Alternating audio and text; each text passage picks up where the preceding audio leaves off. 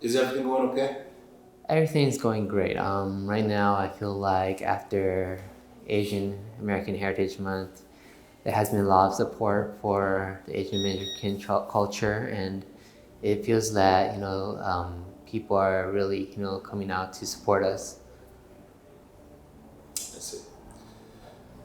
First and foremost, you could have died.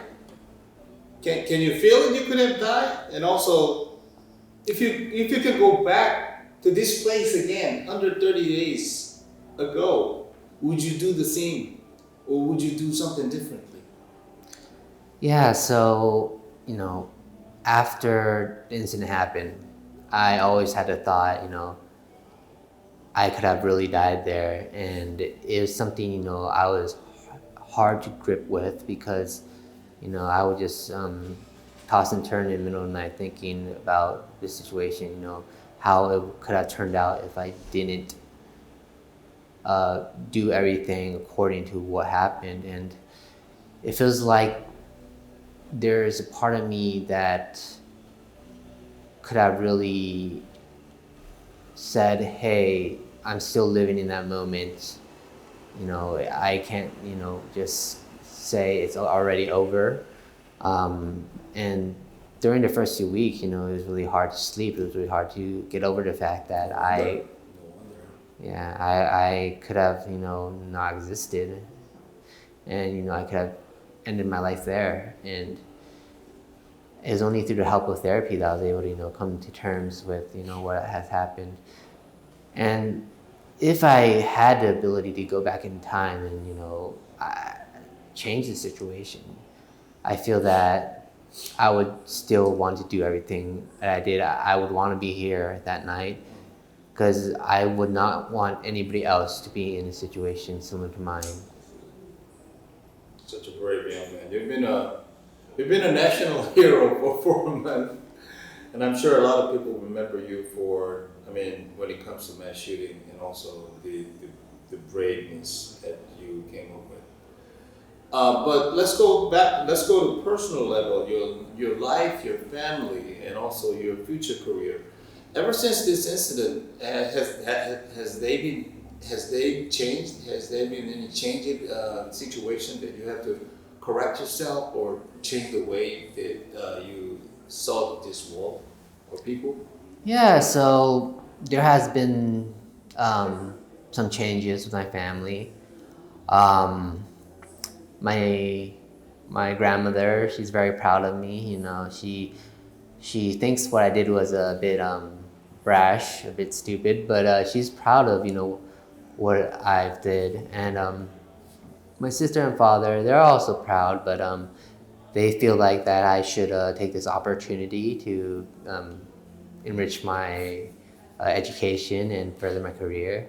And I feel that that is important too. But the biggest changes of all, I feel like, is with my life, where I get to connect with people I've never thought I would even have the chance to be in the same room with, or even get a word out of them. But it seems that people have been really outgoing and really happy to listen to what I have to say. I see. Now, ever since the incident, we're glad people around the town, pretty much throughout the nation, right? The companies, people, institutions, nonprofits, kind of poured in this appreciation, and I'm sure you got some help financially too. Now, among those things, do you remember specific the appreciation from somebody or the appreciation letter, email, phone calls that you ever received? You could just pick one or two, Yeah, so or maybe President Biden. there was one. Um, Actually, there was one appreciation gift that was very important to me.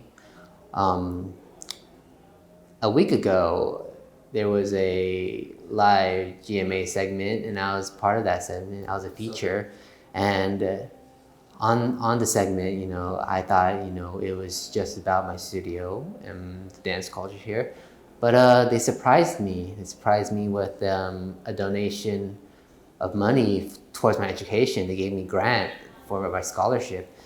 And I was very happy to hear that because, you know, money is also is a problem when going back to college because you wonder, do I have to take out a student loan? Do I have to, you know, work for more money? What do I have to do to accomplish these educational strides? And I was happy to hear, you know, they were supporting me with this decision. And it was, you know, a shock to me, a surprise when they came out with the check. But you know, I was happy, I was glad, and they did. Another letter, or another appreciation gift I remember is there was a package that came from me, sent addressed towards me here in the studio, and when I opened it, it was drawings. It was drawings that came from a school classroom, and yeah, never would I imagine that I would be able to influence youths, you know, in third grade or elementary school. You know, I didn't think it was really relatable to them, but you know, in these pictures, you know, they drew me as a hero, and they, you know, complimented me and really supported what I did, and I was happy, you know, I could give them a positive outlook in life.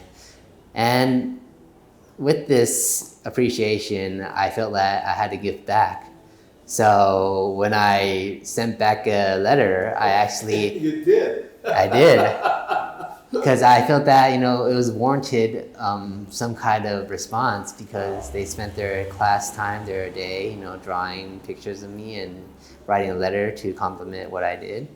And when I wrote back, I attached $50 gift card for Domino's for their school pizza party, and I hope they did get their pizza party because they deserve it. Wow. Now, not just a hero, you became a true inspiration to all those kids out there, right? I'm glad. What's the actual ground for that incident? Do you think? Is it a system, or is it a law, or is it just individual anger he had? What made this incident possible ever? When we heard this whole situation of the gunman and his background, it seemed like he had more than one weapon, more than one gun, and it wasn't obtained through any illegal means, I believe. And it seems like the system allows leniency towards people to purchase weapons and gain ownership of this. And this is kind of a culture issue we have in America, where, you know, people love their firearms. You know, it's kind of like a sport to them, but if you think about it, it's a very dangerous sport, a sport that should be changed, because we see now that there are more gun incidents than there ever has been before, and we aren't even halfway through this year, and there's more than like 100 incidents that have already occurred. And having that being said, you know, when do we say enough is enough, and we should put stricter laws into play? Because right now, people are really in support of the right to bear arms, but that also goes into question, do you have the capabilities to uphold the responsibilities of such a weapon, you know, such arms? And, you know, it's doesn't excuse you from the repercussions of what you do with such arms. It's just a very hard situation to get out of, because we have had decades and hundreds of years of American history that this gun culture is part of our American life.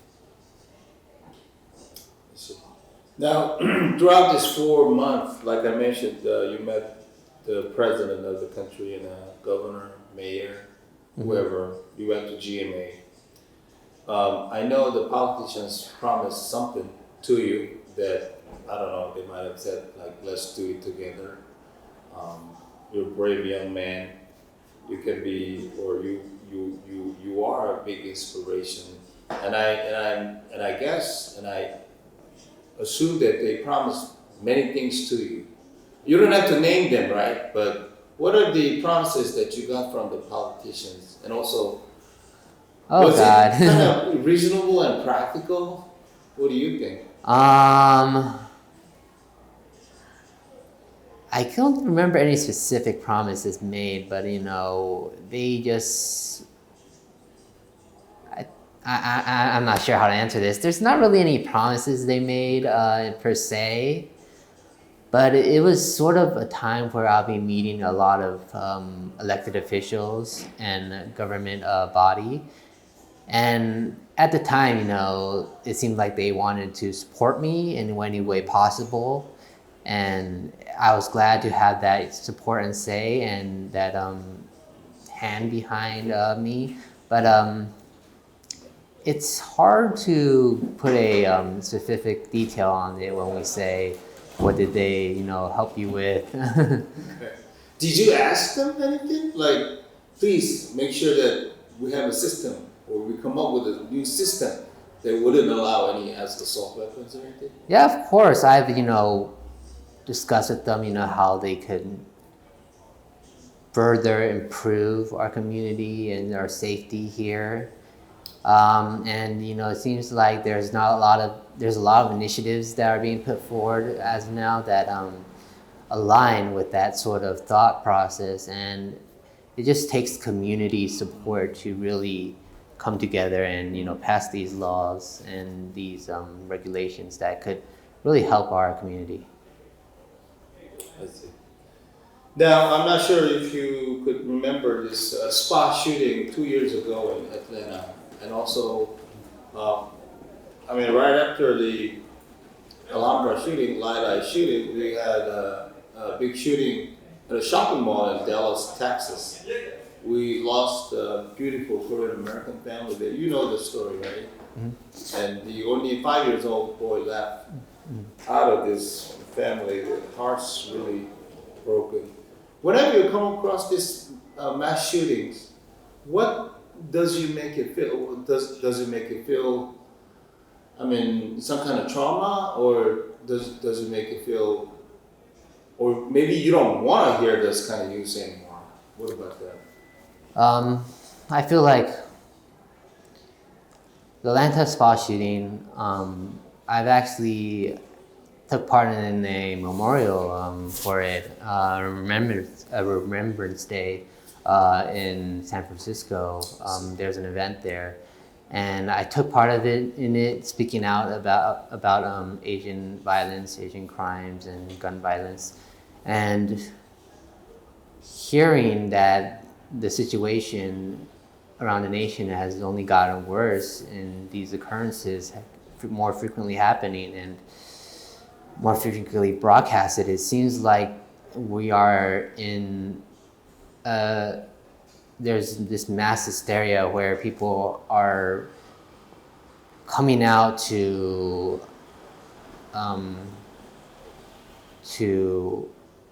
contribute to the violence somehow, where they think that it's that their life is, how do I say this? It seems like people are endangering the lives of other people for attention somehow, and it just shows me the cruelty of humans and what this nation has stored in the future if we don't get things back into back on the right track, because there are times where I wonder what sort of thoughts or what sort of headspace were they in where they could commit such such crimes and such atrocities as harming other people.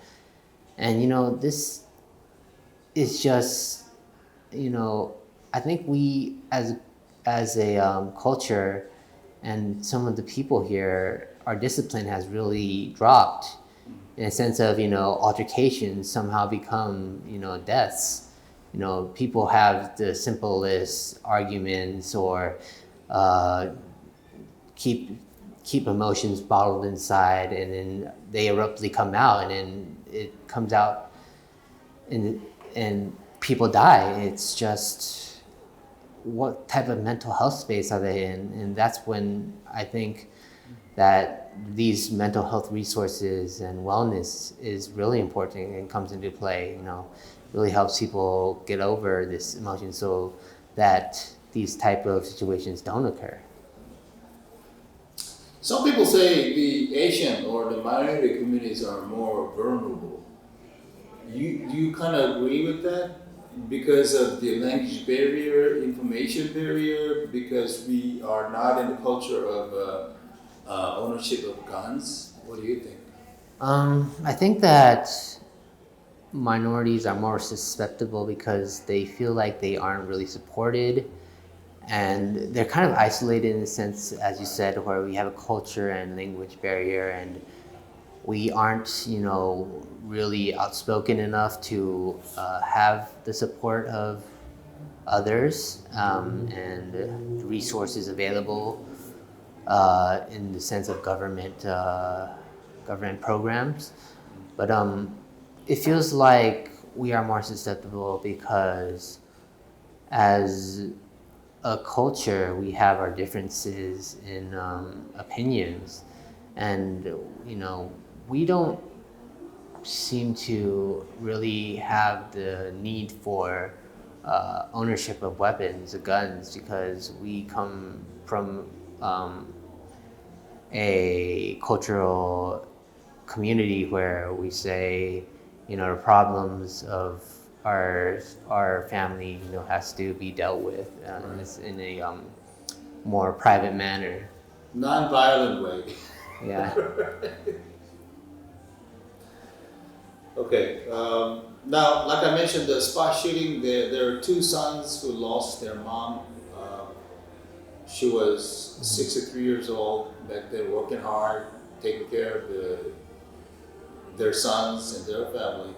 And also we lost a beautiful family out in Dallas, Texas in a shopping mall. Is there any message that you want to tell them? I wonder if there's a way you can comfort them.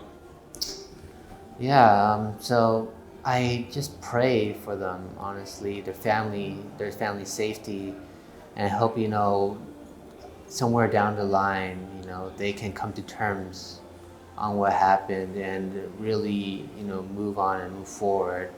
I hope that they get the support and help they need, and I hope that their community and people that hear this message could support them and, at least know what their community, their story, their background, their family is about. So I encourage people that hear this interview and this message to read up on that and to really support them, because right now, they're going through the toughest time in their life, where the sons, they've lost their mother, their parents, and it's a time where they just need the comfort and stability of a family.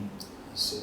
Now, you said it's part of the problem is the system, the lawmaking process, and also who makes that law eventually. Is there a message that you want to send out to all those state politicians and also Congress up there in the DC that you visited and met a lot of them? One message that I want to say is our country has been stagnant for a while now. America used to be so great, where we would be the forefront of all innovations, education, discipline. We were a beacon of hope. Now we are this nation where people see us as a playground of, you know, crime and evil, and I just want the politicians to act upon that, you know, to change our nation for the better, to return to our former glory days. Because what is the point of, you know, having this body of government if there is no change? You know, we are a community that is trying to our best to improve ourselves. We cannot remain stagnant and just say, hey, you know, things are good now, when things could be better. Now this is going to be a very practical question, if you don't mind. Right here in this lobby, you faced that situation. You struggled, and you were able to get him out of here, saving lives in the studio, right? Let's say we may face this situation. Anybody can face this situation somewhere out there, even their home, right? What's your advice? Do we struggle like you, or do we just run away? What do we do? I think the proper thing to do is ensure your safety. Of course, if you're familiar with the establishment or the building or home you're in, you know, you have the advantage there. But first, ensure your safety. Call the authorities, or, you know, make sure you are put out of harm's way. If that involves hiding, please do that. But I think, you know, each situation that involves violence and harm is unique and different. So if you have the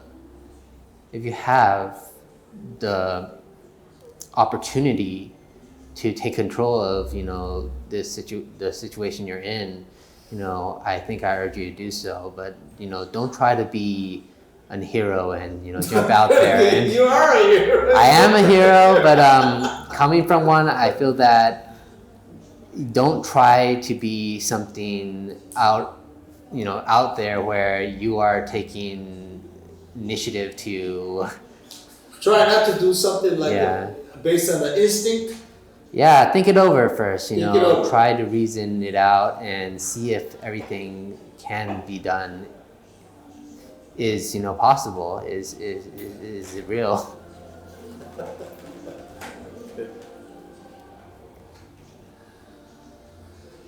All right, now we move on. Everybody asking and wondering where you are moving on to. You, like you said, you're joining or apply for a college, or are you even joining the sheriff's department? Oh, no, Where are you going? I have not Where do we joined expect it. to see you next chapter? Yeah, so as you mentioned, there's a lot of people who mentioned, you know, I've been offered to be part of sheriff deputy, that department, but you know, I feel like it would not be a good fit for me, and I would not want to join that department on the grounds of having no merit, in a sense where I have not been previously trained or have experience in the field of you know, police work. It's just I would say a bit demeaning to, you know, enter that type of role if I never had the privilege of going through the educational and ability testing for that. And you know, there has been a lot of opportunities that came by to me as of recently, and it seems like everybody wants to connect with me from different careers and different roles, and I've been taking them very seriously. I've been taking them very seriously and thinking it through. So I'm not making any, you know, rash judgments right now, but definitely one is I'm going to be going to school. But there is room to say that school is not everything I'll be doing. I started a fund with a nonprofit organization to improve the awareness of mental health resources and wellness, to see if, you know, we could avoid such situations from recurring again. because people who usually resort to violence and resort to hate crimes and such come from a headspace where they feel they're isolated. There's nothing else they could do but act out, and by spreading this awareness and these resources, we might have the opportunity to support them mentally and help them not do such rash actions. That's it. Well, thanks for your time. I think that's all we have. You want to add anything? Yeah. The fund is called Brandon Tsay Hero Fund, and it's with the partnership with the APCF, Asian Pacific Community Fund. Okay. Can we help you? Do you have anything to where we can send money? Say our local Korean American community, also nonprofits who can contact you and maybe raise money for you, maybe for your Yeah. So organizations? I have a webpage set up, and if you see my poster, it's I'll find it a out. QR code. We'll put it Yes. down. And you can read all the information on there to support if you would like. If you have the feel that it's a good cause and it aligns with your thoughts, please support. That's it.